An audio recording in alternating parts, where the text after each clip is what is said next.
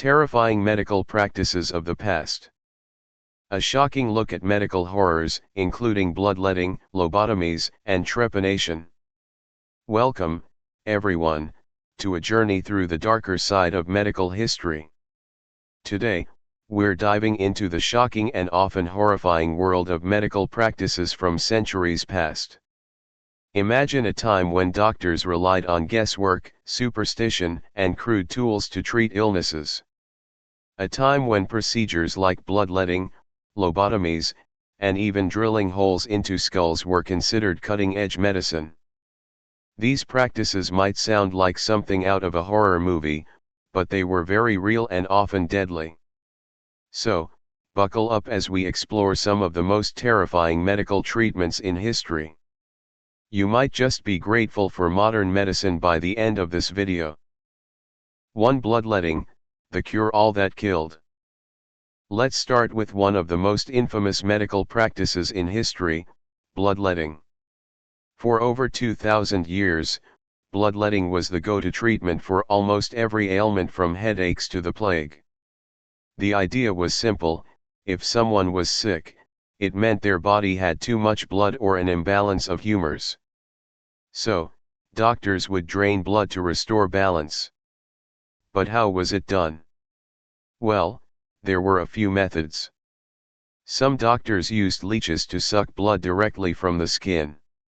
Others used sharp tools called lancets to cut into veins. And in some cases, they'd even use a device called a scarificator, a gruesome contraption with multiple blades that sliced the skin in one swift motion. Now, you might be wondering, did this actually work? The short answer: no. In fact, bloodletting often made patients worse. George Washington, the first U.S. president, is believed to have died in part because of excessive bloodletting during a throat infection. Doctors drained nearly 40% of his blood in a single day. It's a chilling reminder of how dangerous these practices could be. 2. Trepanation, drilling holes in the skull.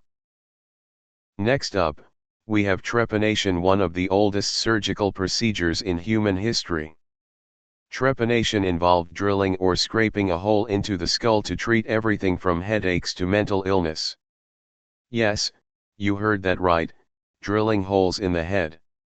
This practice dates back to prehistoric times, with evidence found in skulls from ancient civilizations like the Egyptians, Incas, and even Neolithic tribes.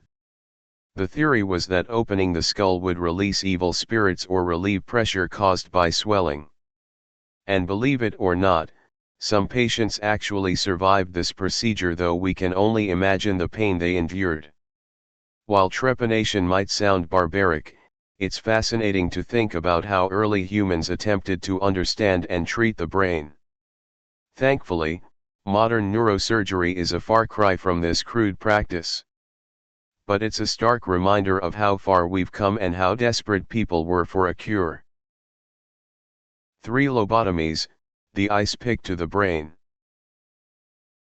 Now, let's fast forward to the 20th century, a time when lobotomies were hailed as a miracle cure for mental illness. A lobotomy involved severing the connections in the brain's prefrontal cortex, often using a tool that looked like an ice pick.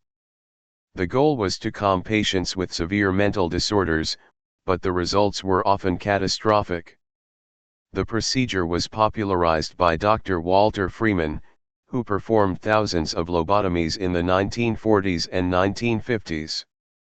He even developed a method called the transorbital lobotomy, where he would insert a sharp instrument through the patient's eye socket and into the brain.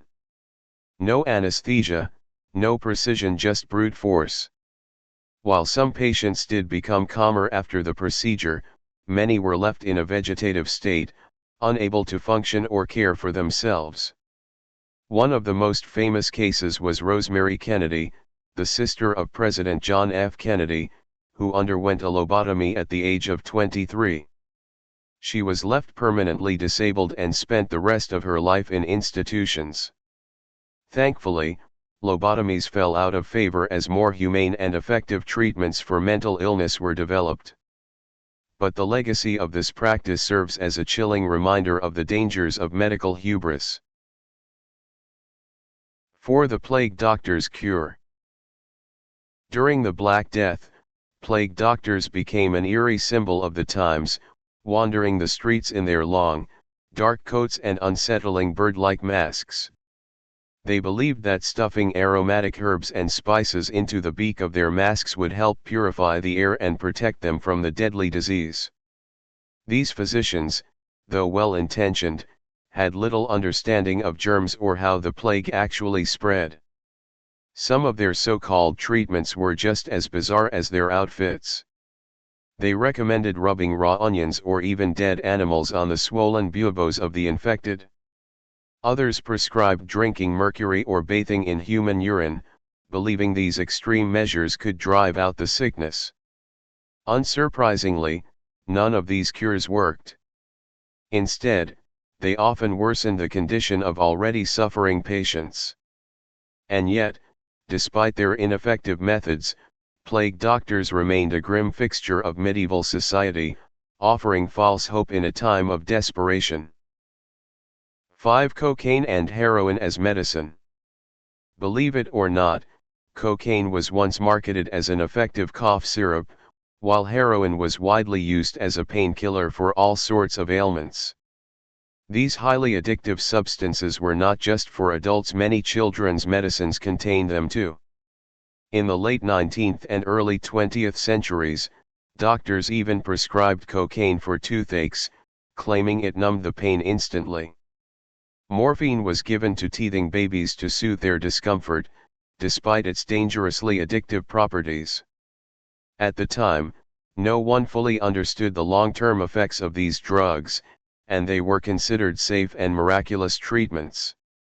Pharmaceutical companies promoted them aggressively, and patients trusted their doctors' advice. Today, we know the severe risks of addiction and overdose, but back then, these so-called cures were seen as medical breakthroughs. 6. Radium therapy, the glow-in-the-dark death. In the early 1900s, radium was seen as a miracle element, believed to have powerful healing properties. People eagerly drank radium-infused water, thinking it would boost their energy and cure ailments. Radium face creams promised to rejuvenate the skin, while glow-in-the-dark toothpaste made brushing an exciting experience. Luxury brands even sold radium-laced beauty products, claiming they would make users look younger and healthier. But there was a deadly secret: radium was highly toxic. Over time, people who used these products suffered from cancer, bone decay, and horrifying health complications. One of the worst effects was glowing jaw syndrome, where the bones of the jaw literally crumbled apart due to prolonged radium exposure. What was once marketed as a health booster became one of the most tragic medical disasters in history. 7. Tooth extraction. Without anesthesia. Got a toothache? In medieval times, the solution was brutally simple: just yank it out. No painkillers, no numbing, just raw agony. Blacksmiths and barbers often doubled as dentists, armed with nothing but iron pliers and a strong grip. They would forcefully rip out the aching tooth while the patient writhed and screamed in unbearable pain. Sterilization. Forget about it. Infection was common, and some unlucky souls even died from complications.